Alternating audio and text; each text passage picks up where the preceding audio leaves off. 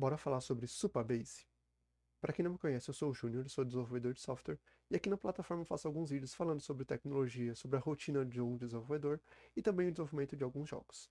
No vídeo de hoje eu quero apresentar para vocês o Supabase, a versão open source e gratuita ao Firebase do Google. Mas aí vocês podem me perguntar, por que da utilização do Supabase ao invés do Firebase, sendo que ambos são gratuitos? Bom, em algumas soluções de problemas, alguns problemas específicos, é recomendado ou a melhor utilização seja através de um banco relacional, o que o Firebase não nos provê.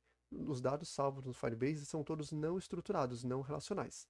O Supabase, por sua vez, ele disponibiliza um banco de dados relacional. A gente vai ter aqui à disposição para utilização o banco de dados Postgres, o que, em alguns momentos, em alguns problemas, é a melhor opção para resolver esse problema. Mas bora lá, vamos conhecer aqui um pouquinho do que o Supabase disponibiliza para nós. Eu estou aqui no site deles, onde eles apresentam quais são as possibilidades que nós temos, e eles destacam o banco de dados, que é um banco de dados Postgres, como está aqui. Temos também um serviço de autenticação, incluindo autenticação por usuário e senha, usuário acesso com link, aqueles links mágicos, e temos também o acesso via redes sociais, como por exemplo Google, Facebook, o GitHub. Temos também Edge Functions, temos os storages similares ao Amazon S3 para a gente salvar arquivos, temos bancos de dados em real time igual ao Firebase. Então a gente tem aqui uma gama bem diversa de funcionalidades e ferramentas que a gente pode utilizar de forma gratuita em nossos projetos. Bom, bora então agora criar o nosso primeiro projeto aqui no Supabase. Já na página inicial do site a gente tem aqui o botão Start Your Project. Eu vou clicar nele e ele vai me redirecionar para uma tela de login. Você que é dev pode clicar aqui em Continue com o GitHub, com certeza você já deve ter uma conta no GitHub, senão você pode cadastrar uma conta clicando aqui em Sign Up. Vou fazer o cadastro aqui da minha conta e eu já volto. Beleza, já aqui dentro, após o login, a gente vai cair nessa tela de gerenciamento dos nossos projetos. Como a gente não tem nenhum projeto, ele já diz aqui que a gente diz não tem nenhum projeto e orienta nós a criarmos, é o que nós vamos fazer. Vou clicar aqui em New Project, ele já me deu aqui uma organização que ele cria automaticamente e pede o nome da nossa organização. Eu vou colocar aqui o nome do novo jogo que estamos desenvolvendo.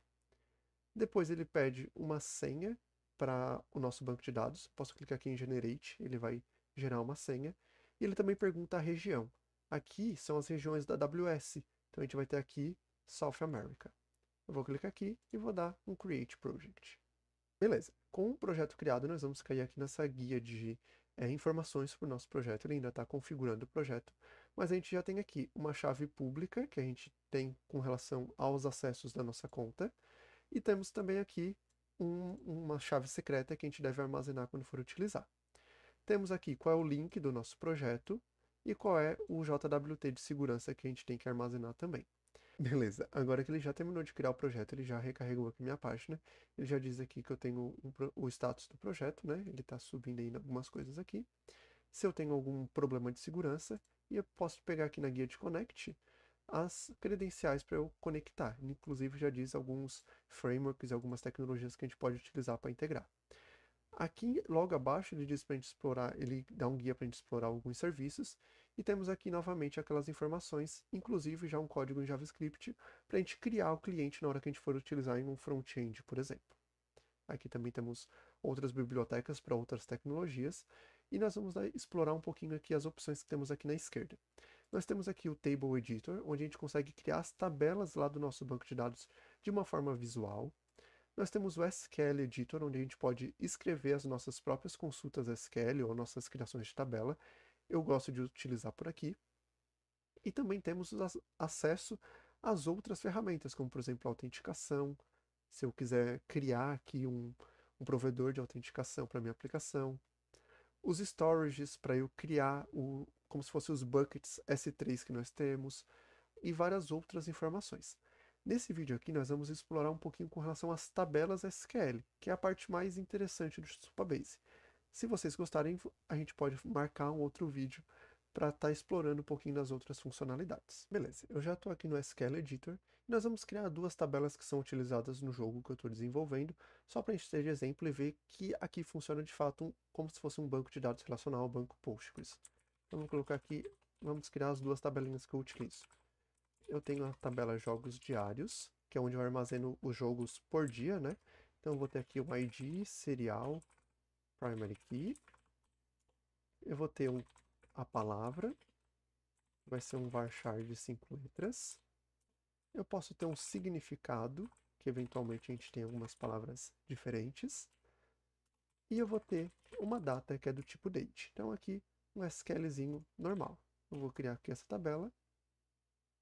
Beleza, retornou a tabela, quer dizer, retornou com sucesso a execução do nosso script. Ele já salva aqui do ladinho na esquerda todos os scripts SQL que eu tenho. E agora, se eu for ali no Table Editor, ele já vai mostrar para nós a nossa tabela aqui ao lado, claro, sem nenhum dado até o momento. Eu vou retornar aqui no SQL Editor e nós vamos criar mais uma tabela. Eu vou pegar o script que a gente já tinha, que vai ser a tabela de jogos, então, de fato, que os jogadores jogam. Então, eu vou colocar aqui a mesma coisa, create table, jogos. Eu vou colocar um ID, serial primary key. Eu vou colocar um ID jogo diário, que vai ser um integer not null. Eu vou colocar as tentativas, que é um array de varchar.